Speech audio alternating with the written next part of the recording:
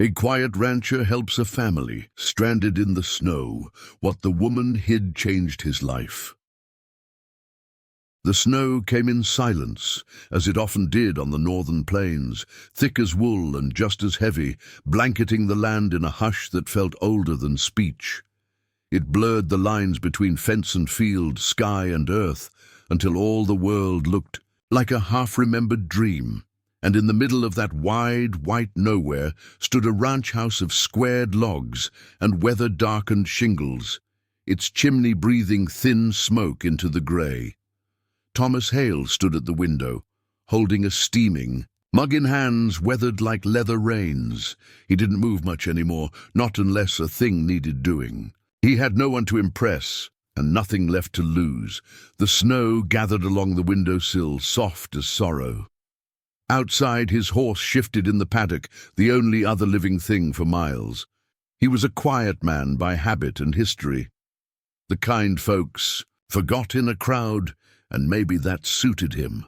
Once he'd laughed easily, once he'd believed in beginnings, but those things had been buried years ago in the small grave behind the barn, and the hollow ache in his chest never fully warmed. So when he saw the broken wagon through the blowing white, its canvas roof sagging, its wheels half buried, he blinked twice, slowly. It wasn't the kind of sight you ignored, not out here. He slipped on his coat, wool-lined and frayed at the cuffs, and stepped into the storm without a word. The wind cut sideways across his face, sharp and familiar.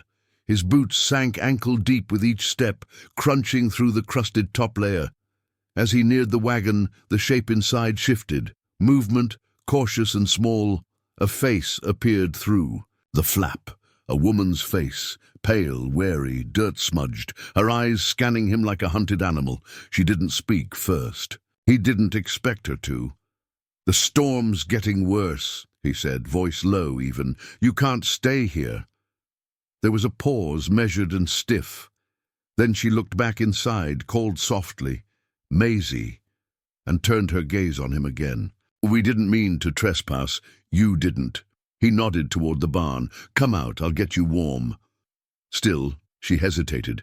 He saw it then, the way she leaned protectively toward something within, not just fear in her, but fierce resolve.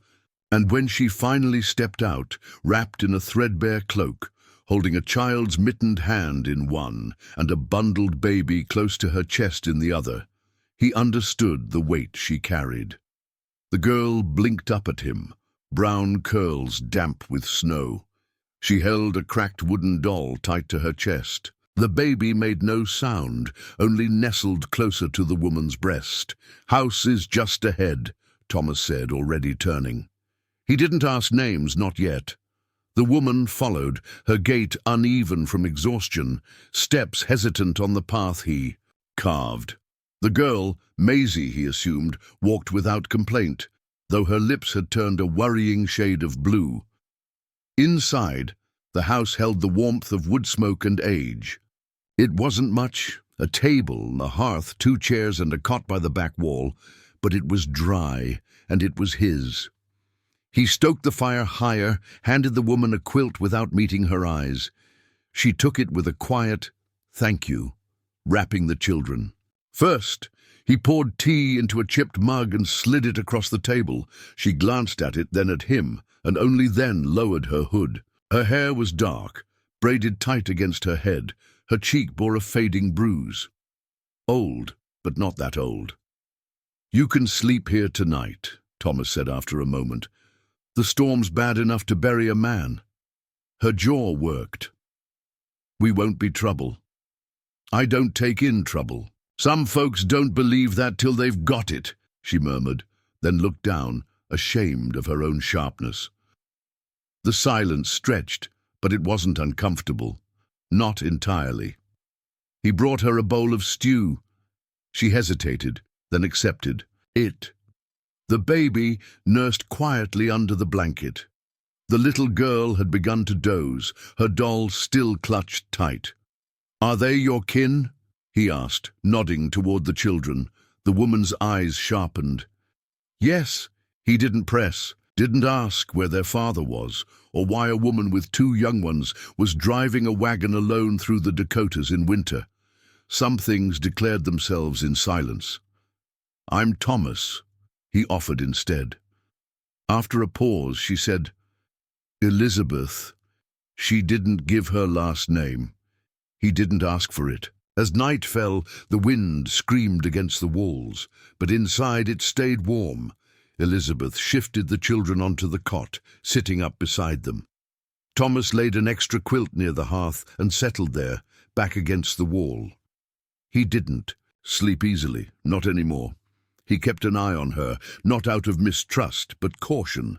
She sat as still as a carving, her eyes open long into the night, watching the flames. At one point, the baby stirred, and she hushed him with a song under her breath. A lullaby, lilting and old, the kind his mother used to sing when storms rattled. The shutters. In the morning the snow had eased to a whisper. The world outside had turned pearl white, untouched. He stepped out to tend the animals, the barn creaking under the weight of the snow. The girl, Maisie, stood at the door in his 2 big boots. She didn't say a word, just watched him work, solemn and curious. Elizabeth stayed inside. She moved like someone used to being on guard, checking every window, keeping the baby close. When he returned, he found the fire stoked and a pot of coffee on. She was standing at the stove, hands tight around the handle. "I figured you'd want some," she said. He nodded and poured a mug. They stood like that, side by side, not quite strangers anymore. Later that day, the girl asked if she could help feed the chickens. Her mother hesitated, then nodded once. Thomas handed her a small pail of seed. She scattered it with joy, her laugh bright in the cold air. "You're good with her," Elizabeth said quietly. "I've been quiet too long," he replied. She didn't answer, but something shifted in her eyes. That night he caught her outside, staring out at the snow. Her shoulders were stiff. The wind carried distant howls from the trees. "Are you looking for someone?" he asked gently. No, but her eyes betrayed her. She was expecting something or someone to come. The kind of woman who knew how to drive a wagon alone in the dead of winter was either brave, desperate, or running, maybe all 3. He didn't ask. She hadn't offered. She turned back toward the house and said, "Thank you for sheltering us." He nodded. "Snow doesn't ask questions, neither do I." That made her smile, just faintly. Then she was gone inside. He stayed out a moment longer, watching the stars blink through the breaking clouds. The sky was opening up, and the wind had calmed. He could see the tracks they'd made from the wagon to the house, already softening under new snow. It struck him then how easy it would be out here to disappear, to start over, or to be found. He went inside, shut the door gently behind him, and listened to the quiet breathing of a house no longer empty. Something had changed. Not loudly, but surely. And though Thomas Hale had never been a man to seek out strangers, he found himself, hoping just a little, that these ones might stay. The morning broke pale and bitter, sunlight spilling across the ranch like spilled milk. Soft, silent, and cold. The snow had settled heavy in the night, draping the fences and trees in silence. Inside, the warmth still clung to the hearthstones, but the rest of the house held a hush that did not belong to winter alone. It was the hush of people trying not to speak too loudly, of strangers still measuring the walls and the faces within. Them Thomas stirred early, as always, the habit of years too deeply worn to shake. He moved quietly through the kitchen, careful with his steps, not because of fear, but out of a long-learned courtesy.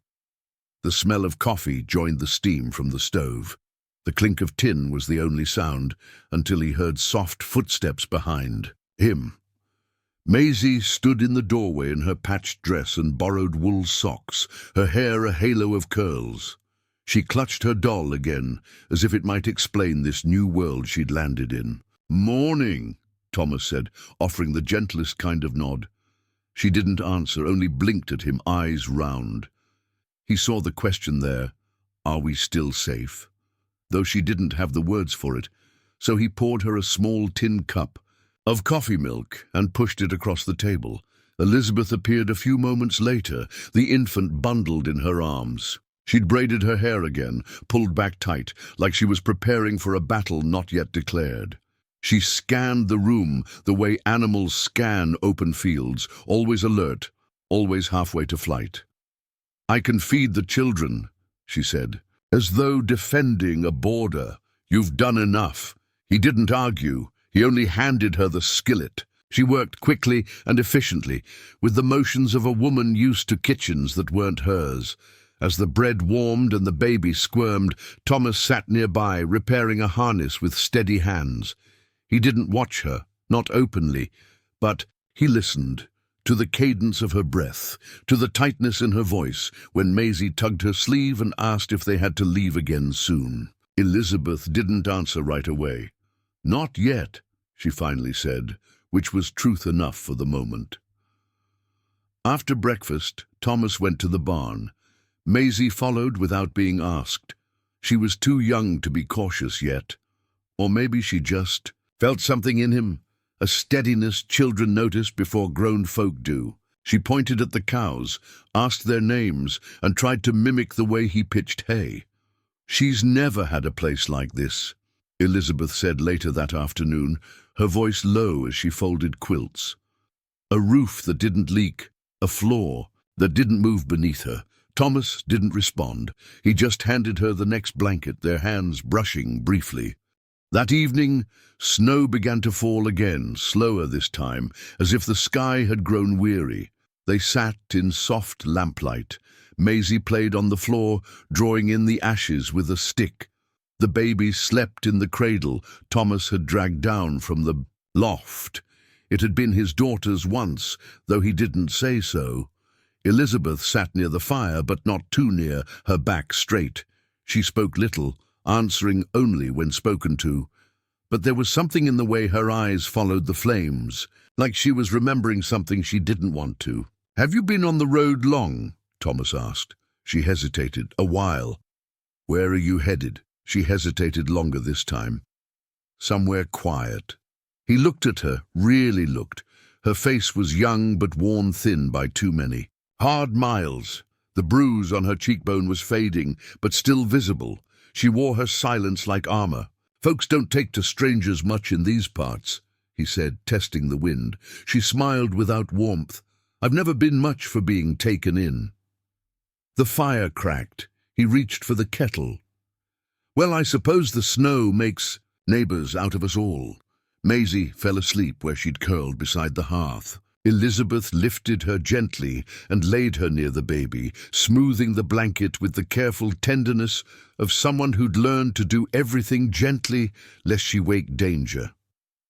"You don't ask much," she said suddenly. "I figure. You'll tell what matters when it matters.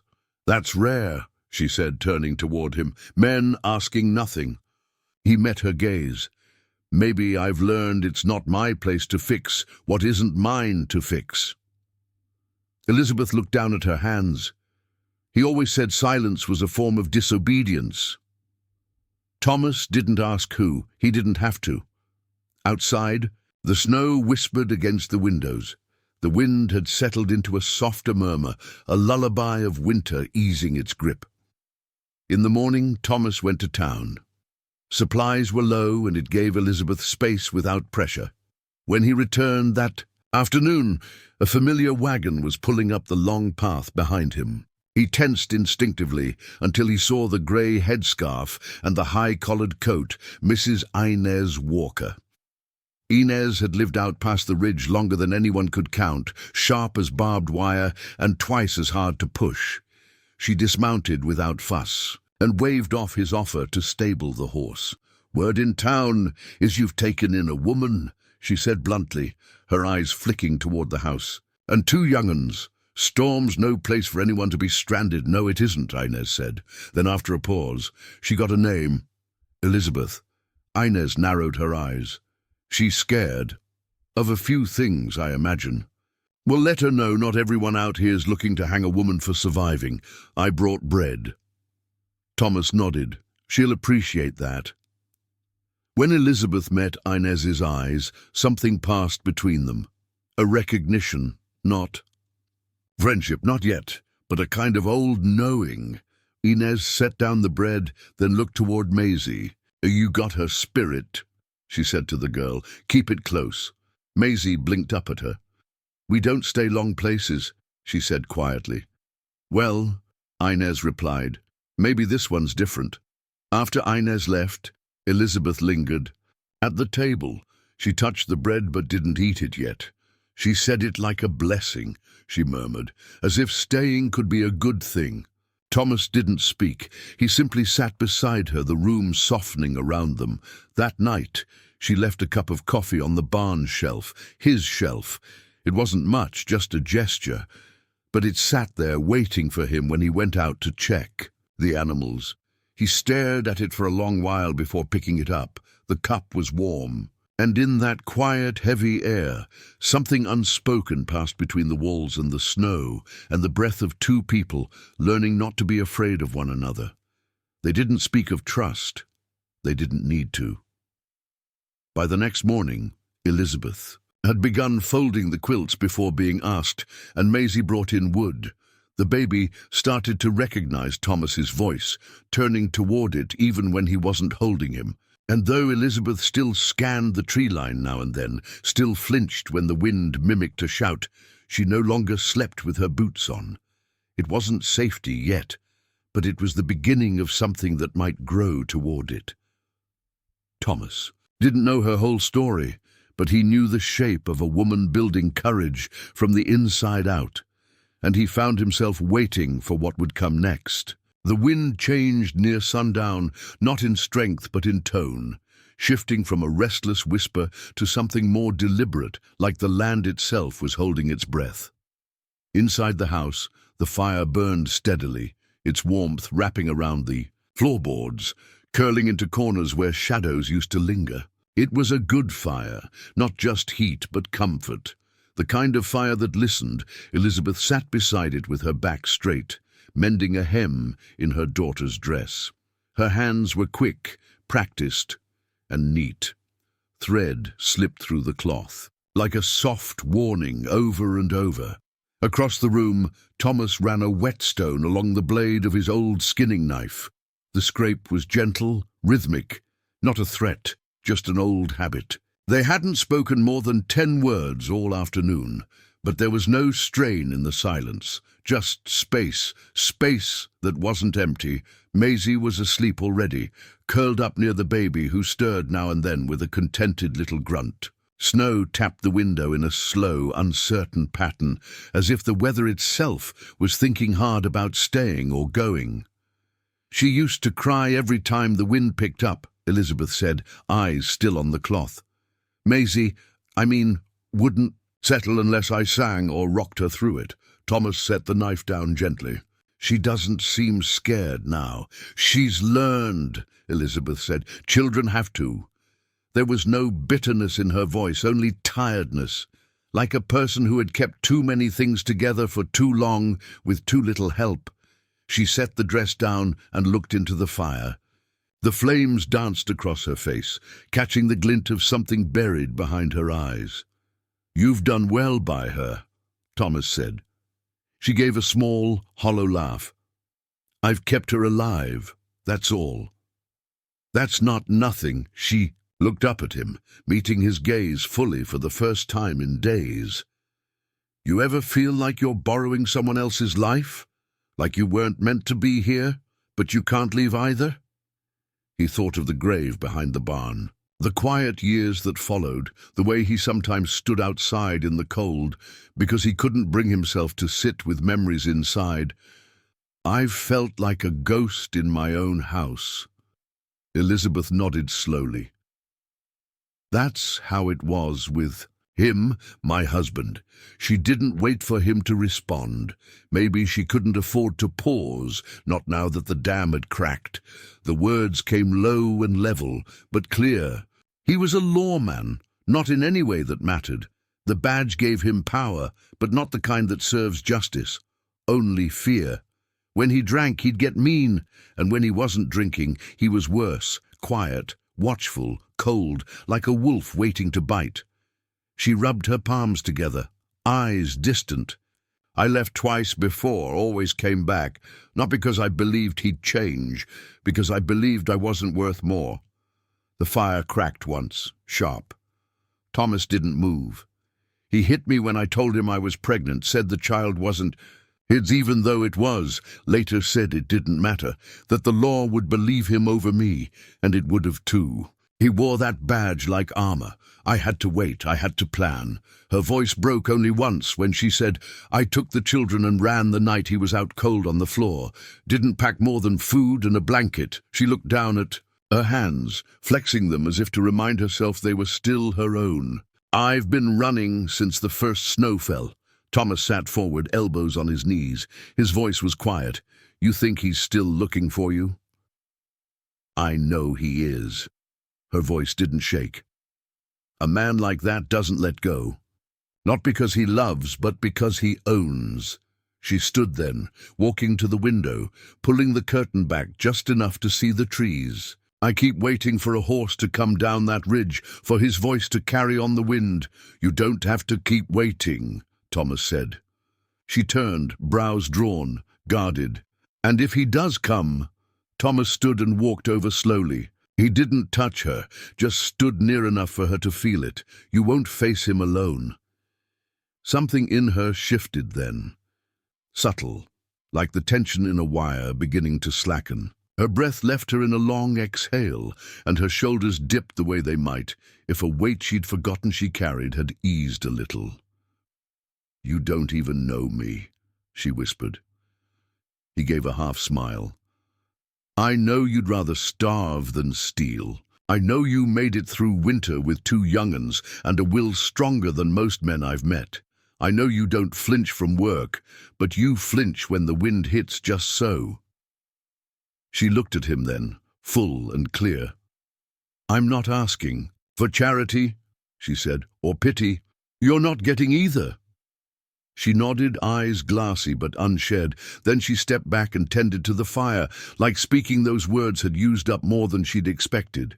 He returned to the table and picked up the knife again, but this time he didn't sharpen it, just held it in his palm and watched the flames. Later, when the house had gone still and the fire settled to glowing embers, Elizabeth placed the baby in the cradle and moved with care. She paused at the hearth, looked at Thomas, still sitting there, eyes distant, and then quietly pulled an extra blanket over his shoulders. She didn't say anything. She didn't need to. That night Thomas dreamed not of snow or loss or graves, but of warm hands and quiet laughter, and a woman's voice humming low beside a fire. When morning came, bright and sharp, he found Elizabeth already in the yard, hanging clothes out despite the cold. She turned when she heard his steps, gave him a nod, not distant, not close, something in between, like peace negotiated between 2 weary travelers. Maisie was feeding the chickens, her boots dragging heavy in the drifts. She waved at him, her face bright with frost-kissed cheer. He waved back. He went about his chores with a calm he hadn't felt in years. Something in the rhythm of feeding, chopping, and tending now carried weight beyond habit. It was a house being lived in, a home, maybe, beginning to remember how. That evening, Elizabeth baked cornbread with the flour Thomas had brought back last week. The smell filled the house, soft and good. She served it warm with butter, without fanfare. And when he said, "Tastes like spring," she smiled like he'd paid her the highest kind of compliment. After supper, Elizabeth sat near the fire, reading to Maisie from an old Bible Thomas kept on a shelf, not for religion anymore, but for the feel of it. The rhythm. Her voice was even, her posture relaxed. She didn't flinch at shadows now, not as much. When Maisie was asleep and the baby fed and swaddled, Elizabeth stayed by the hearth. "Do you think people like us get a second chance?" she asked. Thomas stirred the fire gently. "I don't think second chances come all at once. I think they come in pieces. A warm bed, a child's laugh, a night without fear. She nodded, quiet and thoughtful. Outside, the snow had stopped, and for the first time in weeks, Elizabeth didn't check the window before she went to sleep. The days grew longer, not warm. Winter still held the land in its brittle grip, but the light stretched farther into evening, and the snow began to melt along the fence lines. The ranch no longer looked like a place lost in time. It looked like something trying to wake up. Elizabeth had taken to the morning tasks without being asked. She carried water, chopped kindling, and swept the porch with sleeves rolled high. Her presence in the house no longer felt like a question. It felt like breath. Even her silence had softened. It no longer bristled like armor. It hummed, low and steady, like a violin string just barely touched. Thomas found himself listening for her footsteps when she was out of sight, and Maisie's laughter had become a kind of clock, predictable and reassuring. The baby had begun to crawl, dragging himself across the floor with grunts and wide-eyed wonder. On a morning bright with frost and quiet with birdsong, Thomas rode into town for supplies. Elizabeth stood on the porch with Maisie in her arms, one hand shading her eyes as she watched him go. It had become a ritual now. He'd tip his hat, she'd give that barely there nod, and in that nod was something growing, fragile, but real. The town, as always, was busy with its own gossip and chores. Thomas made his rounds quickly. Flour, salt, oats, a new hinge for the barn door. He avoided small talk when he could, and answered questions with half smiles and shoulder shrugs. But inside the mercantile, as he paid for his things, he heard it.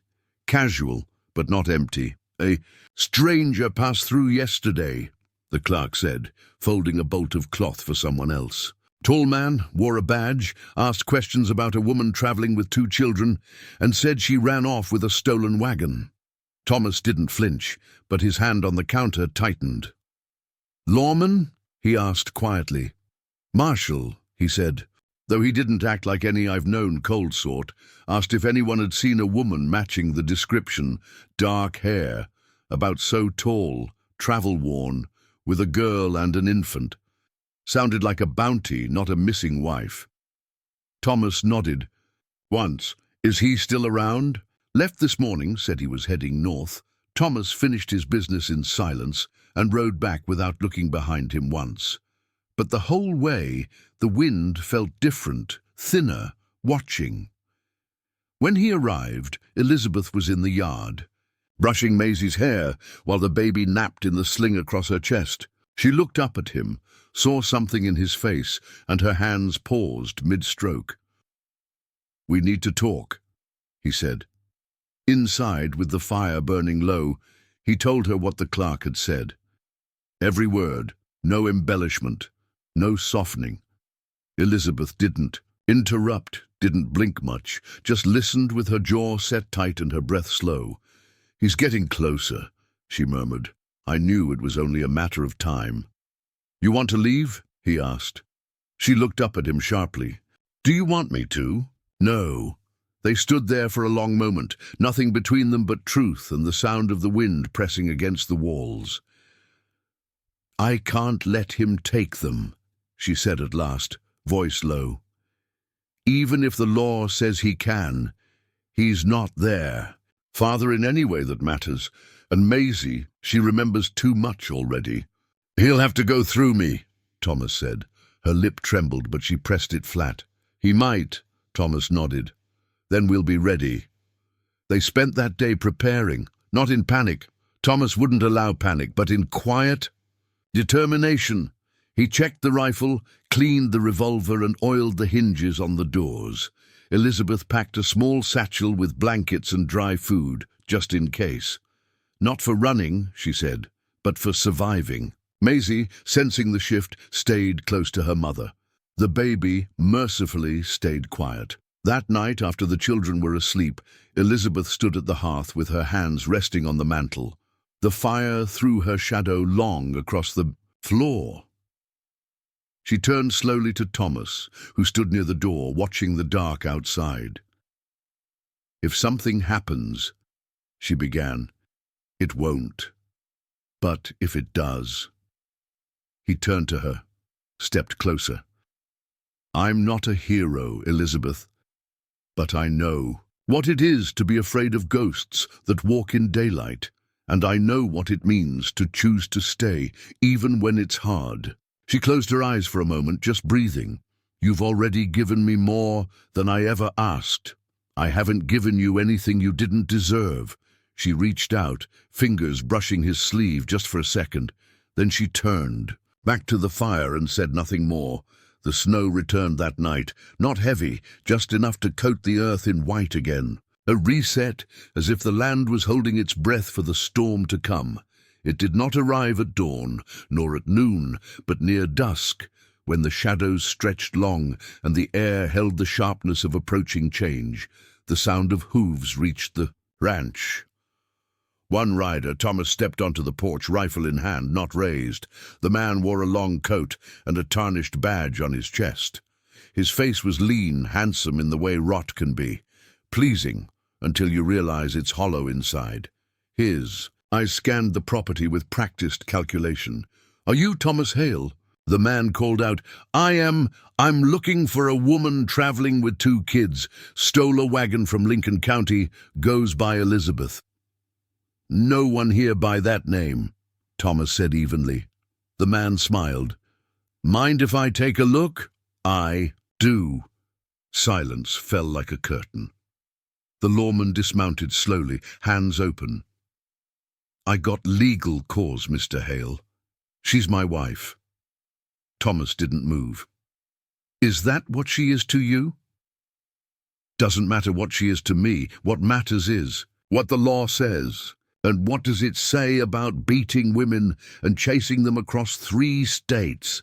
The man's jaw tightened. "That sounds like an accusation."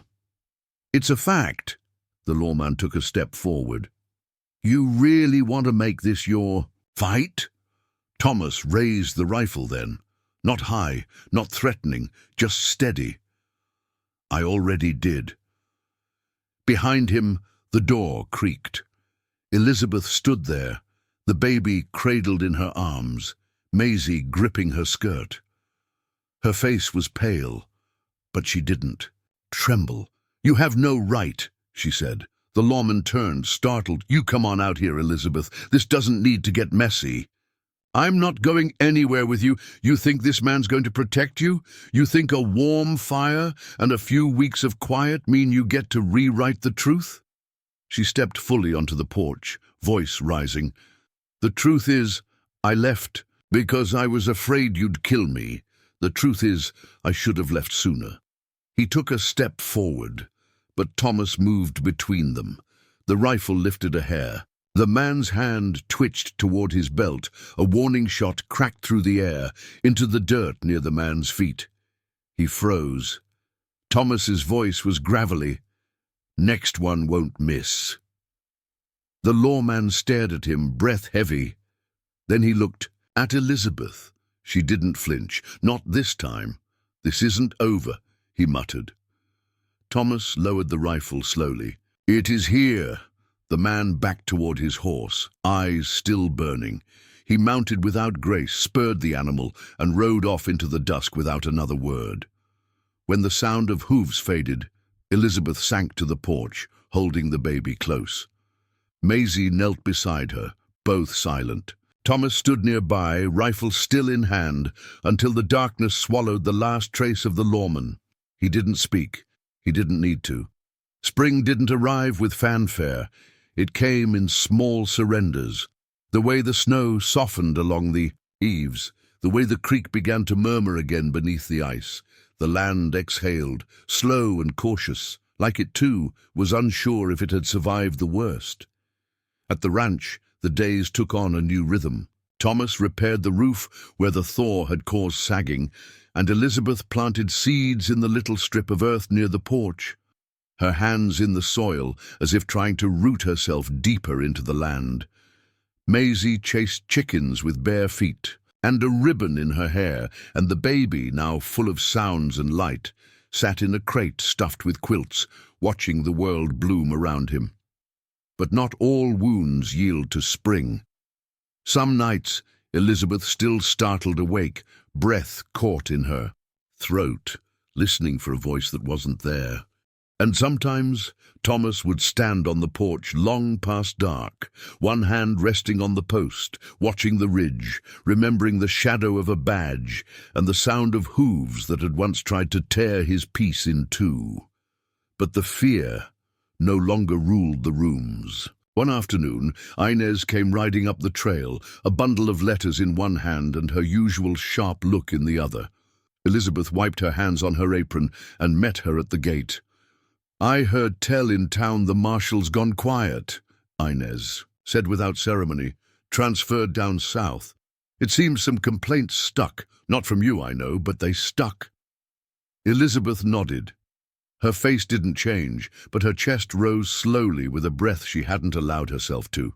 "Take in weeks. Thank you," she said. "I didn't do it." Inez raised a brow. "But word travels, and not all men with badges can outrun truth forever." Thomas came out from the barn, wiping grease from his fingers. Inez looked between the two of them, the slow rhythm of their glances, the way they stood near but not touching, and gave a short nod. "You'll be all right," she said, "both of you, if you keep choosing peace over pride." She left without waiting for thanks. Elizabeth stood watching the dust. Her horse kicked up for a long moment before turning back toward the house. Later that week, Elizabeth took the cradle from the hearth and placed it by the bedroom door. She didn't say why, but Thomas understood. It was time to give the baby his own space, and it meant she had stopped sleeping in her boots. In the evenings, they read aloud, Thomas stumbling through psalms and Elizabeth favoring stories about wildflowers and old saints. The light from the fire turned her face golden. He often wondered how she had endured so much and still sounded gentle when she laughed. One night, as he mended a broken stirrup, she folded laundry with the baby at her feet and Maisie humming. Near the hearth, the room felt full, not cluttered, not loud, just lived in. "I was wrong," Elizabeth said suddenly. Thomas looked up. "About what?" She smiled softly. "About running. About whether I was allowed to stop, I kept thinking. If I stayed too long, the quiet would be taken from me. But it wasn't the world I didn't trust. It was myself." Thomas set the leather down. "You were surviving," she nodded, "but now I want to live." He stood, walked slowly toward her, hands open. She didn't flinch. Her gaze held his, steady, searching. "You already are," he said. The baby reached up then, fingers grabbing at Elizabeth's skirt, pulling himself to a stand with a wobble. Maisie clapped softly, Elizabeth laughed and scooped him into her arms. Her joy had weight now, not light and fleeting, but grounded. Earned. The next morning Thomas saddled both horses. "Ride with me?" he asked Elizabeth. She hesitated, eyes flicking to the house. "Inez'll watch the children," he said. "They'll be safe." They rode side by side across the fields, past the frozen creek, now running clear, past the broken fence he hadn't yet mended. The world stretched wide around them, the sky open, forgiving. They came to the rise where he'd first seen her, wagon, half buried in snow. It was gone now, of course, dragged away, broken for wood, but the memory of it remained, like a scar the land had healed over. Elizabeth dismounted, walking a few steps ahead, boots sinking into soft earth. "This is where it changed," she said quietly. "For me too," Thomas said. She turned to him, a question behind her eyes. "I never thought I'd feel something." "Again," he said. "Not like this, not like you." She took a breath. "And what is it you feel?" He stepped forward, hands shaking just enough to show it mattered. "That love doesn't have to shout to be true. It can be quiet, like you like this land, like the way you walked into my life and gave it back to me without even meaning to." Elizabeth looked at the ground, then back up, eyes shining but strong. "I'm not whole," she said. "You're enough," he answered. The wind stirred the grass, whispering around them. "I don't need promises," she said. "Not yet." "I'll give you patience instead," he replied. She reached out and touched his hand. Just that, fingers over fingers. No de-Elizabethans, just truth, just choosing. They rode home slowly, together. That evening, Thomas built a new cradle, this one larger, stronger, and sanded smooth by hand. He didn't tell her what it meant. He didn't have to. The baby reached out for him now when he entered the room, and Maisie started calling him Mr. Hale less and just Thomas more. And Elizabeth, in the soft light of morning, began to hum when she thought no one was listening. The house no longer felt like a place built for ghosts. It felt like a place where memory lived alongside hope. And sometimes, when the snow came, late in the season, as it still did on that hard land, Thomas would step outside, feel it on his face, and smile. Not because it didn't sting, but because it reminded him what they'd survived. Some stories end in thunder, others in silence. But this one ended in warmth, in a cradle rocked slow by steady hands, in seeds planted deep and sure, in a fire that never once went out. And if you, dear listener, have ever found yourself lost beneath the snow, fearing you'll never be seen, never be safe again, remember this: the heart remembers what the world forgets, and sometimes all it takes to begin again is someone who stays.